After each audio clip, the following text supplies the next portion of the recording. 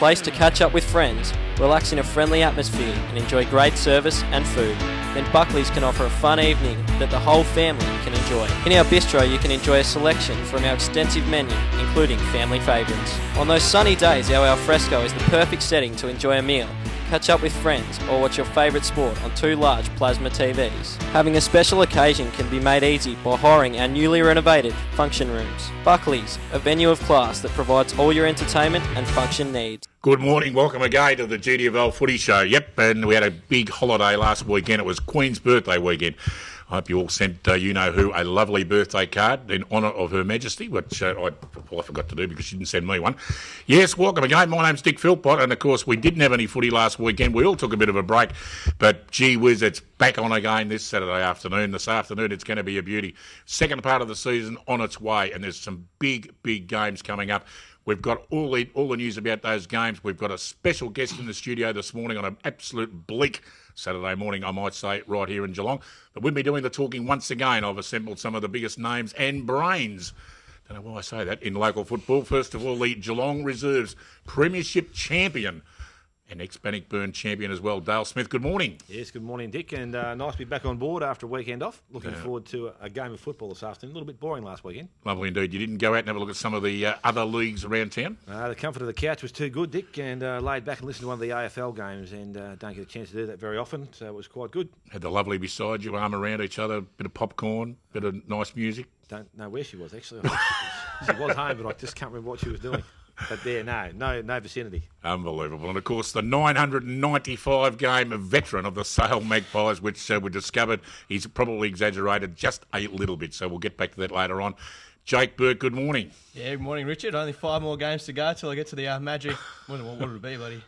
Unbelievable. See, I don't know how many games. Well, 1,000. What's 1,000? 1,000 games. He's a millennium. A millennium's worth of games. There you go. Stuck for the word, but unbelievable. Yeah, 5 to go. I suppose the 20-year-old body's just starting to take its toll. I don't know if I'll get there, but it's good to be back and off to Werribee today. So should be interesting. Yeah, you should have seen me at 20, mate. It could have been anything at that age. I can tell you that now. Look what I've turned out. I've turned out to be anything.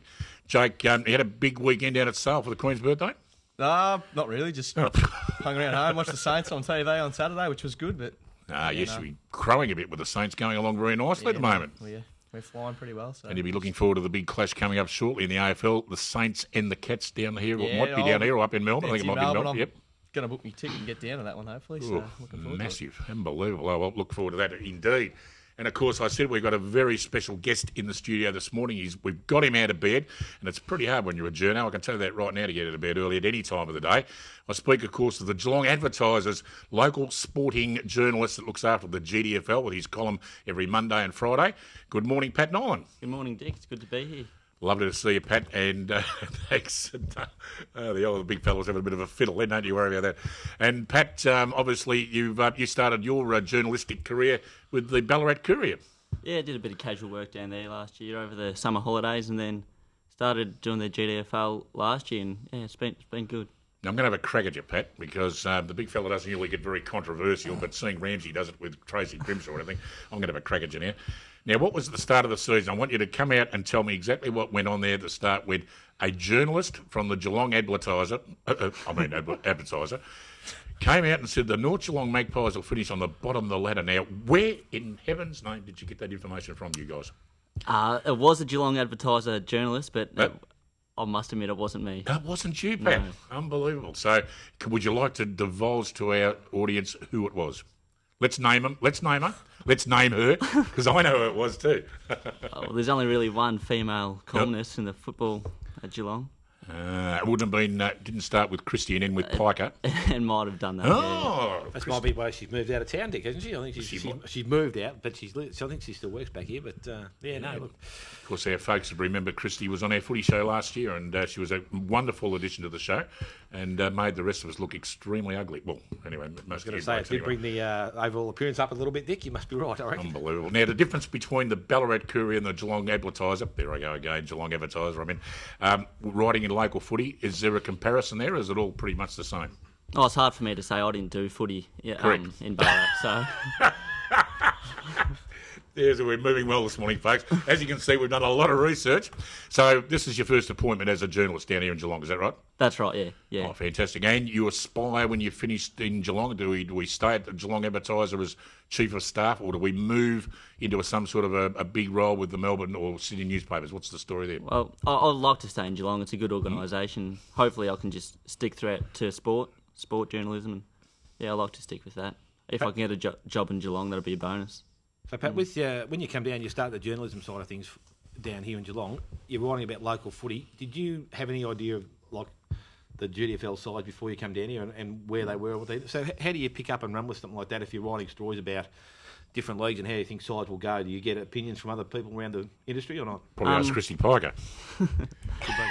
At the start, I really had very little idea at all.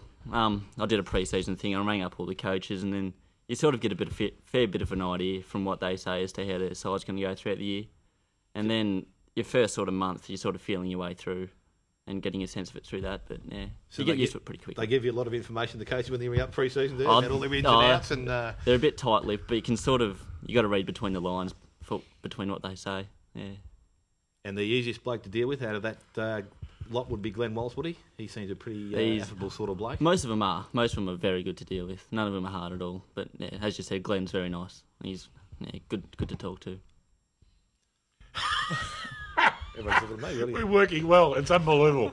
We're just about dumbstruck here, which is unbelievable considering we are all pretty dumbstruck, aren't we? Look, Pat, stick around with the rest of the show because we're obviously going to talk about some of the big games on this afternoon. And believe me, there's some absolute beauties. What are you looking at?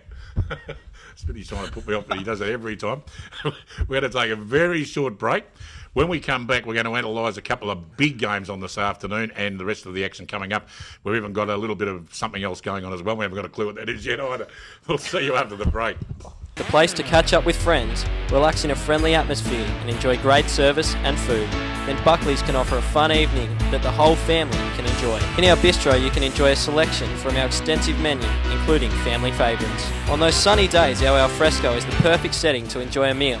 Catch up with friends or watch your favourite sport on 2 large plasma TVs. Having a special occasion can be made easy by hiring our newly renovated function rooms. Buckley's, a venue of class that provides all your entertainment and function needs.